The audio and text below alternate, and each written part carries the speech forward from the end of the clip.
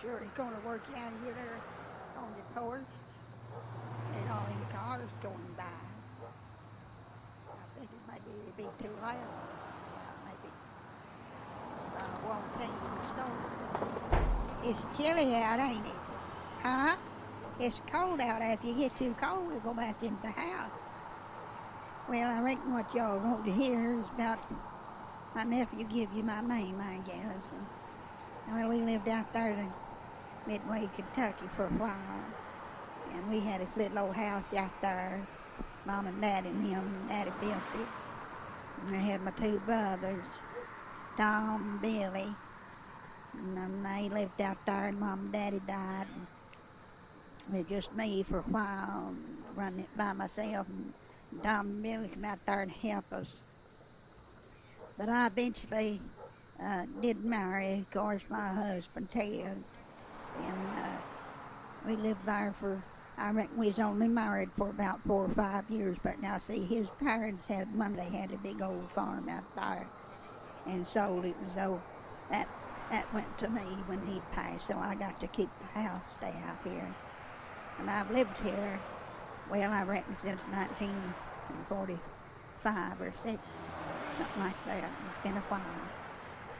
Well, what happened was one night, I reckon it was on a Sunday night. I think it may have been about 1974 or 3, I can't remember. It was whenever old Nixon was in office. As I was sitting there looking at the news, they was talking about that old water belt or water gate or whatever it was. And I heard something outside there. You can see it right over there in them bushes. And you see where the swing is, the little swing over there? Well, I kindly noticed out of the corner of my eye while I was watching the TV program that something kind of moved over there. Now, it was raining out now, kindly hard, and wasn't storming, but just windy, you know. So I thought the wind was blowing something around. I hear that old swing over there blowing in the breeze, you know. And I didn't get too scared. As back then, you know, nobody would come out and hurt you like they do today. But I thought maybe I was hearing an animal or something out there.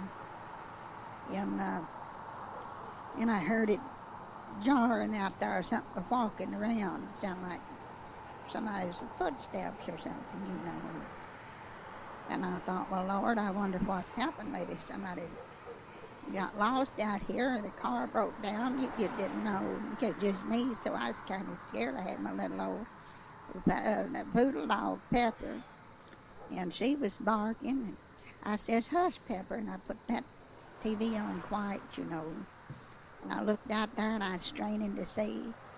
And I seen just the top of what I thought was, it looked like a head, like a forehead with hair on it, you know.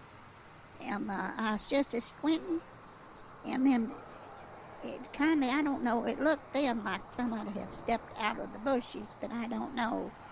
And it just appeared there. And it was a woman. She looked maybe like she was, I don't know, maybe in her 30s or something. She wasn't old, but wasn't a little girl neither. And I was looking at her, and she just standing there, see, with her. She had her eyes open, kind of wide, and just looking at me. And I just stood for a minute or two, because I couldn't know if that's what I was seeing, you know, because you don't know at the time when you see something like that. And she just standing there in the rain going, you know, but her dress didn't look wet. I remember that was the weird thing, is that the dress wasn't wet. It was kind of blowing, and she looked like she's kind of, I don't know how, I've never seen nothing like it other than maybe like if somebody was showing a movie picture or something, but it looked like she was kind of, you know, lit up.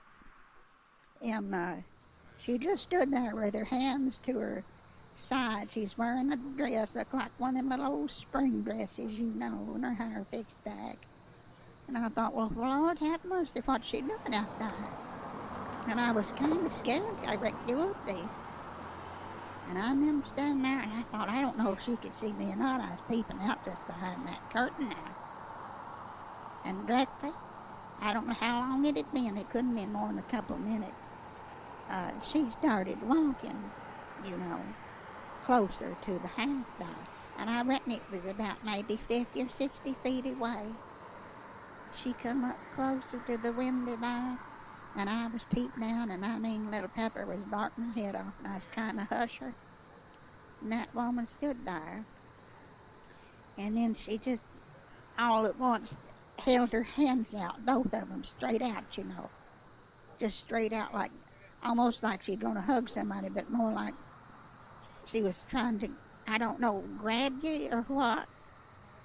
But then the thing that I'll never remember is I looked in her eyes, and she didn't have no, what do you call them little dots in your eyes? What is it? Just, huh? Pupils, yeah. She didn't have none of them, just eyes, you know. And her, she then all of a sudden that mouth flew open like she was screaming or hollering or something like that. I never seen such a face. And I've seen them old scary movies, and I thought, my Lord, and I thought, well, is the TV causing that, you know? And she just stood there with that mouth like she was screaming, and them hands held out.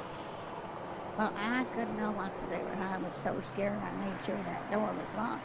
But I felt bad leaving her out there, you know. And I went back over, and I crept up on the floor, and here I was on all fours, and Pepper looking at me. And I reached up over and got that phone, directly tried to dial the police. And when I went to stand up, they says, what is it? Where is she? I says, she's right out here in the front yard. And I went and peeped behind them curtains, and she's gone. And I didn't see her nowhere. And I thought, well, I'm sorry, I feel silly now, but there was a woman here. And they said, well, we'll send somebody out, you know. We'll send somebody out to see how you're doing. And I said, well, okay, and I was glad because they knew I lived out here by myself, you know. And I'm waiting directly. They come out, Pat and Terry, you know, the policemen at that time. They come out and shine the flashlight down there and over there. I said, no, it ain't no, you know, look like no muddy footsteps because, like I said, it was raining hard. And they says, no.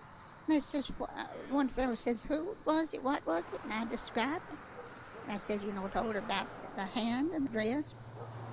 And he says, you know, Rachael, do you remember Judy Ruthie? And I says, well, I remembered hearing something about it. He says, I don't know if you believe in it or not, but now some of them out here, she was, you know, killed over there. Some old man, you know, attacked her and killed her over there. But now that was about 2 or 3 farms over. But he says, you know, they didn't find her for the longest time, and she was wandering around. And I reckon where I don't want to think of it, but I reckon where he stabbed her. And she was crying around for help. And they finally found her down where she fell face first in a creek down there, over the Tard Creek. And she fell over down there. And I forgot all about it, but of course, you know, you ain't thinking. Everyone can't go for nothing. But that's what it was now. And I went to bed that night and never thought nothing more about it.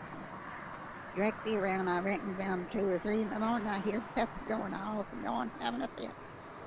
And I went up and I was in my bedroom and I had that little old TV on in my bedroom. And I seen where the window was. It was kind of a little warm that night, and I had the window open just a little bit so them curtains just blow in.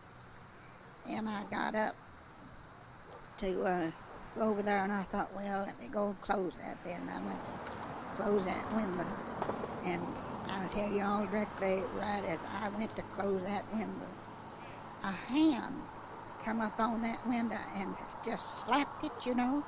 And I'll tell you, I fell back. And then all of a sudden, there was her face, that woman, Ruth, that was her face that was there, stood there. And then my eyes, oh, Lord have mercy. I said, oh, I just prayed and pleaded the blood of Jesus that something had happened. Somebody just protect me. And then she just, it was like somebody turned the TV off. it just kind of dimmed away. And I've never seen nothing like it again. I've heard things out there, but I'm afraid to look. You never know. Are you comfortable? Huh? You want something to drink? Okay, well, I've got others. You want to hear them? I don't know how you want to hear them old scary things. But I've never been bothered by nothing again. I believe in the Lord, and He protect me out here. Well, I'm going to go back in here and get me something else to drink. You sure you don't want something? Okay, then, honey, I'll go out here. Okay.